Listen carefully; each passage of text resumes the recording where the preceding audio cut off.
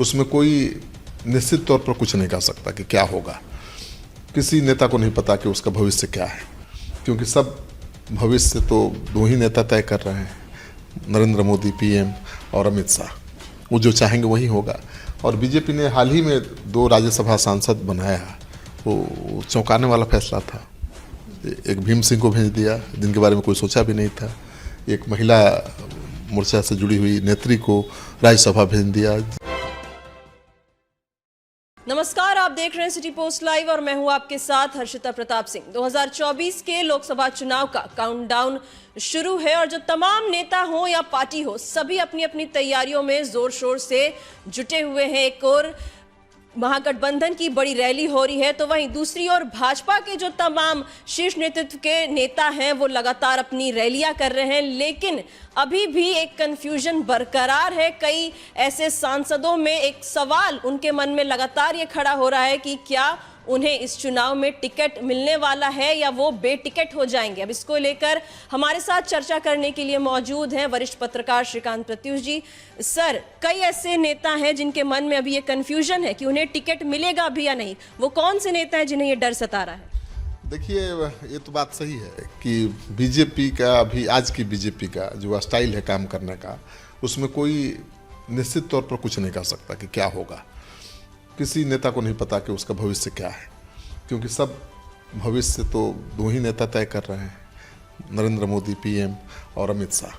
वो जो चाहेंगे वही होगा। और बीजेपी ने हाल ही में 2 राज्यसभा सांसद बनाया, वो चौंकाने वाला फैसला था। एक भीम सिंह को भेज दिया जिनके बारे में कोई सोचा भी नहीं था। एक महिला मोर्चा से जुड़ी हुई नेत्री को राज्यसभा भेज दिया जिनका सपना भी नहीं था कि हम कभी राज्यसभा सांसद बनेंगे। तो उन्होंने कहा था कि मैं तो रोने लगी खुशी के मारे कि ऐसा भी हो सकता है। तो जो सपना नहीं देखा था वो पूरा हो गया। तो मोदी कब क्या करें कोई ठीक नहीं है, लेकिन चर्चा ये जरूर है कि आधा दर्जन और भी ऐसे सांसद हैं बीजेपी के, आधा दर्जन से ज़्यादा, जिनको इस बार चुनाव लड़ने का मौका नहीं मिलेगा और पार्टी उनकी जगह पर किसी नए चेहरे को उतार सकती है। अगर बात करें अश्विनी चौबे की, गिरिराज सिंह की या फिर रविशंकर प्रसाद हो गए, तमाम ऐसे नाम सामने आ रहे हैं। बड़े नाम हैं ये, लेकिन इनको लेकर ये चर्चा है कि ये बेटिकट हो सकते हैं आने वाले चुनाव में। देखिए, बक्सर से अश्विनी चौबे हैं, लगातार दूसरी बार चुनाव जीते हैं, इस बार तीसरी बार चुनाव लड़ने की तैयारी कर रहे हैं। चर्चा ये जरूर है कि उनको नहीं मिलेगा और इसकी वजह केवल उम्र है। उनकी उम्र ज़्यादा हो गई है, इसलिए पार्टी उनकी जगह पर किसी दूसरे को चुनाव लड़ा सकती है। और बक्सर सीट से तो कई लोग घूम भी रहे हैं, प्रचार भी कर रहे हैं। एक आईपीएस अधिकारी हैं जो बीआरएस लेकर घूम रहे हैं, आनंद मिश्रा, और भी 2-3 ऐसे कैंडिडेट हैं जो लगातार क्षेत्र में घूम रहे हैं और जनता के बीच जाकर कह रहे हैं कि भाई मुझे पार्टी टिकट दे रही है। तो चुनाव प्रचार तो 4 लोग कर रहे हैं, लेकिन लड़ेगा कोई एक ही। तो कौन लड़ेगा ये तय नहीं है, लेकिन ज़्यादा चांस है कि नया उम्मीदवार वहाँ से होगा। ये भी खबरें लगातार सामने आ रही थी कि भाजपा ऐसे लोगों को टिकट नहीं देगी जो 2 बार चुनाव जीत चुके हैं, तो ऐसे लोगों का पत्ता कट सकता है। हाँ बिल्कुल, भाजपा चाहती है कि जितना इनकम्बेंसी फैक्टर है कम रहे, क्योंकि 2 बार 3 बार कोई सांसद बन जाता है तो जनता की शिकायतें भी बहुत ज़्यादा उससे होती है, उम्मीदें भी ज़्यादा होती हैं, शिकायतें भी ज़्यादा होती हैं। तो ऐसे में कोई एंटी इनकम्बेंसी फैक्टर काम न करे चुनाव में, बीजेपी अपने कई पुराने सांसदों को मैदान से बाहर कर सकती है। और अश्विनी चौबे तो उम्र की वजह से हो रहे हैं, लेकिन आर.के. सिंह जो आरा से सांसद हैं, उन्होंने बहुत काम किया है। शायद ही कोई सांसद उतना काम किया होगा, करने वाला तो बहुत हैं सांसद देश में, लेकिन आरा में तो कोई नहीं किया था इतना काम। लेकिन चर्चा है कि उनका भी टिकट कट सकता है, उम्र ज़्यादा हो गई है और 2 बार से लगातार जीतते भी रहे, मंत्री भी रहे हैं। उनकी जगह किसी नए उम्मीदवार को मौका दिया जा सकता है, लेकिन वो मजबूत उम्मीदवार हैं, उनको हटाना थोड़ा मुझे लगता है कि अटपटा लग रहा है। लेकिन बीजेपी में तो कुछ भी हो सकता है। और तीसरे आपने गिरिराज सिंह का नाम लिया, तो गिरिराज सिंह तो बीजेपी के रेडिकल हिंदुत्व के चेहरा है ना, वो तो हमेशा हिंदुत्व वाला चेहरा, बड़ा चेहरा है बिहार का। तो मुझे नहीं लगता है कि उनको बीजेपी छेड़ेगी। ये कर सकती है कि बेगूसराय की जगह उनको नवादा से या और कहीं दूसरे जगह से चुनाव लड़ा सकती है। और नवादा से वो चुनाव जीतते भी रहे हैं। बेगूसराय से तो तैयार भी नहीं थे लड़ने के लिए पिछली बार, लेकिन अब तो लड़ना पड़ा। इस बार नवादा से लड़ सकते हैं बेगूसराय की जगह। और आप पटना की बात कर रही थी, तो पटना साहिब से रविशंकर प्रसाद हैं, वो काफ़ी लोकप्रिय हैं, सांसद हैं और वो बहुत तेज तर्रार पार्टी के नेता हैं, संगठन से जुड़े रहे हैं, लेकिन उनकी भी उम्र थोड़ा ज़्यादा हो गई है और कहा जा रहा है कि उनकी जगह किसी नए उम्मीदवार को मौका मिल सकता है। चर्चा ये भी है कि आर.के. सिन्हा जो बड़े उद्योगपति हैं, राज्यसभा के पूर्व सांसद हैं, उनके बेटे ऋतुराज को मौका मिल सकता है पटना साहिब से, क्योंकि उसी बिरादरी से आते हैं जिस बिरादरी का दावा रहता है इस सीट पर। लाला बिरादरी के लोग ही लड़ते हैं इस सीट से चुनाव और बीजेपी का सबसे श्योर शॉट सीट यही है। तो वहाँ से ऋतुराज सिन्हा कोशिश कर रहे हैं कि उनको मौका मिल भी सकता है। हालांकि पार्टी के संगठन में बहुत बड़े पद पर है, तो पता नहीं बड़े पद पर रहते हुए पार्टी उनको चुनाव लड़ाएगी या नहीं, ये कहना मुश्किल है। लेकिन वो लगातार मेहनत कर रहे हैं, क्षेत्र में देखे जा रहे हैं, बहुत एक्टिव हैं। जहाँ तक रामकृपाल यादव की बात है, पाटलिपुत्रा से, रामकृपाल यादव भी 2 बार लगातार चुनाव जीत चुके हैं, तीसरी बार वो हैट्रिक लगाने जा रहे हैं।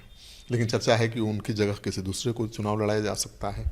और कांग्रेस पार्टी के जो विधायक सिद्धार्थ हैं, वो आए हैं बीजेपी के साथ इसी शर्त पर कि वो लोकसभा चुनाव लड़ना चाहते हैं, तो उनको वहाँ से चुनाव लड़ाए जाने की चर्चा है। लेकिन भाई वीरेंद्र जो आरजेडी के कद्दावर नेता हैं, उनके बारे में भी चर्चा है कि अगर आरजेडी ने उनको लोकसभा लड़ाने का मौका नहीं दिया लड़ने का, तो बीजेपी के साथ जा सकते हैं, बीजेपी उनको अपना उम्मीदवार भी बना सकती है।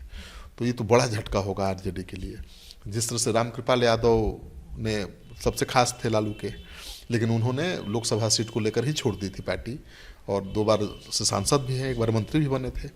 तो हो सकता है भाई वीरेंद्र अगले नेता हों, ये हो सकता है।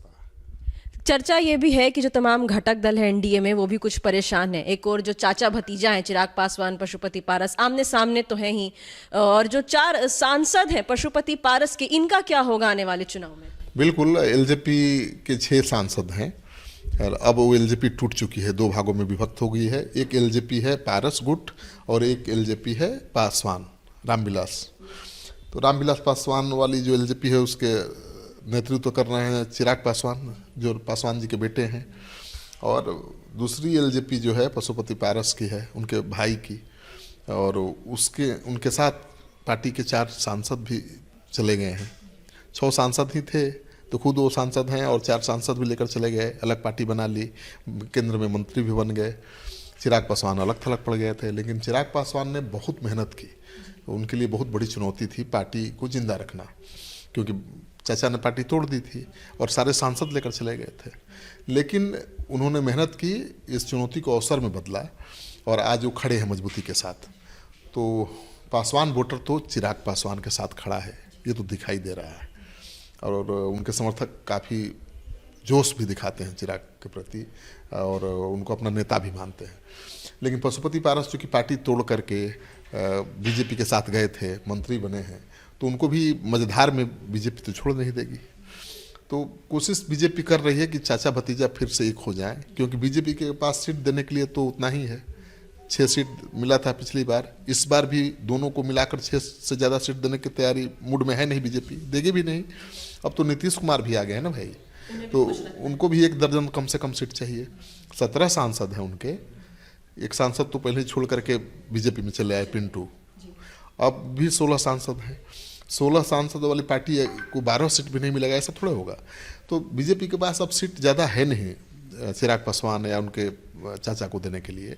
6 सीटों पर ही उनको निपटाना है।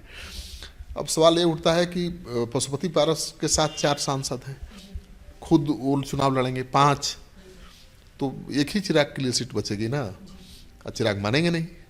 तो कहा जा रहा है ये कि पशुपति पारस और चिराग पासवान को साथ लाने की बीजेपी कोशिश कर रही है। महबूब अली कैसर ने भी कल ये बयान दिया है कि कोशिश है कि चाचा भतीजा एक हो जाएं। हाँ, कोशिश है। सुरजभान भी कहते रहे कि दोनों अलग रहेंगे तो दोनों खत्म हो जाएंगे। महबूब अली कैसर ने भी कहा कि कोशिश हो रही है दोनों को साथ लाने की, लेकिन उम्मीद कम है।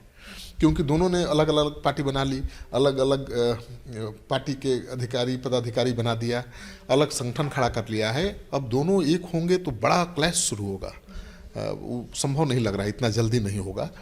तो चिराग पासवान हाजीपुर से लड़ने की जिद पर अड़े हुए हैं, तो पशुपति पारस के सामने संकट है, क्योंकि वो हाजीपुर को छोड़कर और कहीं से चुनाव जीत पाएंगे ये कहना बड़ा मुश्किल है, क्योंकि रिजर्व सीट से ही लड़ेंगे ना। तो हाजीपुर एक सीट है और एक समस्तीपुर है, जहाँ से उनके भतीजे प्रिंस पासवान हैं। तो प्रिंस पासवान को हटाकर अपने लड़ेंगे, ये भी ठीक नहीं लगता। प्रिंस पासवान को बीजेपी ने ऑफर दिया है कि बीजेपी के सिंबल पर वो चुनाव लड़ सकते हैं, और चिराग पासवान को 5 सीटें मिल जाएंगी, जो उम्मीद की जा रही है और जो चर्चा है, जो सूत्र बता रहे हैं। और पशुपति पारस को राज्यसभा भेजा जा सकता है, क्योंकि पिछली बार भी एक राज्यसभा की सीट मिली थी एलजेपी को, रामविलास पासवान के लिए, और बाकी 6 सीटें मिली थी लोकसभा की। तो इस बार भी माना जा रहा है कि वही 6 सीटें मिलेंगी, और एक राज्यसभा की जो सीट है वो मिल सकता है पशुपति पारस को। तो मानकर चलिए कि यही होने वाला है। अफवाहें ये भी उड़ रही थी कि अगर चिराग पासवान की एनडीए में नहीं सुनी जाती, उनकी मन की नहीं होती है, तो वो तेजस्वी यादव का साथ भी दे सकते हैं। इन अफवाहों में कितनी सच्चाई है? देखिए, उनके हाथ में लड्डू है, दोनों हाथ में लड्डू है। चिराग पासवान पासवानों के एकमात्र नेता हैं और काफ़ी लोकप्रिय हैं। वोट बैंक तो उनके साथ है, उनका समाज उनके साथ खड़ा है, पशुपति पारस के साथ नहीं है। बीजेपी भी जानती है, बीजेपी किसी भी कीमत पर चिराग पासवान को नहीं गंवाना चाहेगी। पिछले बार आपने देखा कि जब नई सरकार बनी एनडीए की, तो प्रधानमंत्री ने ऑफर दिया था चिराग पासवान को डिप्टी सीएम बनाने का, लेकिन उन्होंने मना कर दिया। उन्होंने कहा कि नीतीश कुमार के अंडर में काम करना उनको मंजूर नहीं है, और उनसे उनके विचार मेल नहीं खाते, और नीतीश कुमार के खिलाफ लगातार वो मोर्चा खोले रहते हैं। नीतीश कुमार भी बहुत नाराज हैं, रहते हैं चिराग पासवान से, क्योंकि चिराग पासवान ने पिछले विधानसभा चुनाव में बड़ा खेला कर दिया था। 80 विधायकों वाली पार्टी को 43 पर 45 पर लाकर समेट दिया, हर सीट पर उम्मीदवार खड़ा कर दिया जहां से जेडीयू का उम्मीदवार था। नतीजा ये हुआ कि जेडीयू को करारी हार का सामना करना पड़ा। 80 विधायक थे, 43-45 पर पार्टी पहुंच गई। नीतीश कुमार को तो खटकता ही ना होगा। तो मुझे लगता है कि ऐसा नहीं होगा, चिराग पासवान को पार्टी अहमियत देगी। बीजेपी ये गलती नहीं करेगी कि उनको नाराज कर दे और वो चले जाएं आरजेडी के पास, क्योंकि आरजेडी को तो चिराग चाहिए। चिराग तो बीजेपी के लिए भी जरूरी है और आरजेडी के लिए भी जरूरी है। तो चिराग पासवान को बीजेपी खोना नहीं चाहेगी। और उपेंद्र कुशवाहा भी साथ आ चुके हैं, आपको पता ही है। उपेंद्र कुशवाहा को तो लाया गया था कुर्मी कुशवाहा वोट को टारगेट करने के लिए। अब तो नीतीश कुमार खुद आ गए हैं, तो कुशवाहा वोट बैंक तो इंटैक्ट हो ही गया। जो प्रदेश अध्यक्ष हैं वो भी कुशवाहा हैं, सम्राट चौधरी। तो वो समीकरण, उस वोट बैंक की चिंता बीजेपी को नहीं है। लेकिन फिर भी उपेंद्र कुशवाहा रहें एनडीए के साथ, ये कोशिश करेगी बीजेपी। उनको 2 सीटें मिल सकती हैं, और मुकेश सहनी भी आ सकते हैं एनडीए के साथ, लेकिन उनको केवल 1 ही सीट मिलेगी। अगर महागठबंधन के साथ गए तो हो सकता है 2 सीट मिल जाए, 3 सीट मिल जाए, क्योंकि सीट उनके पास ज़्यादा है अब देने के लिए, क्योंकि नीतीश कुमार चले गए। कांग्रेस को 9 से ज़्यादा, 10 से ज़्यादा सीटें देंगे नहीं तेजस्वी यादव, तो उनके पास देने के लिए है। लेकिन जीतने की संभावना ज़्यादा तो बीजेपी के साथ है। आज की तारीख में जो माहौल है, नीतीश कुमार के बीजेपी के साथ जाने के बाद तो समीकरण बदल गया है ना बिहार में। तो मुझे लगता है कि मुकेश सहनी आखिरकार वो कोशिश करेंगे कि बीजेपी के साथ जाए।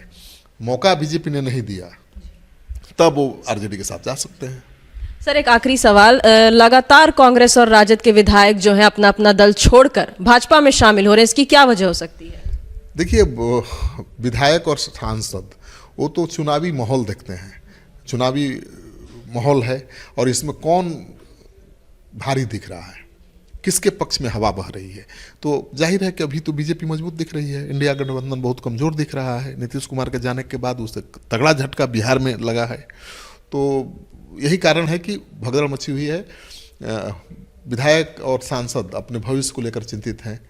तो सांसद तो थे ही नहीं आरजेडी के कोई, तो वो खतरा नहीं है। लेकिन विधायक तो टूट रहे हैं ना, 5 टूट चुके हैं, और कहा जा रहा है कि 1 दर्जन से ज़्यादा विधायक टूट सकते हैं। वैसे विधायक जो सांसद बनना चाहते हैं, लोकसभा का चुनाव लड़ना चाहते हैं।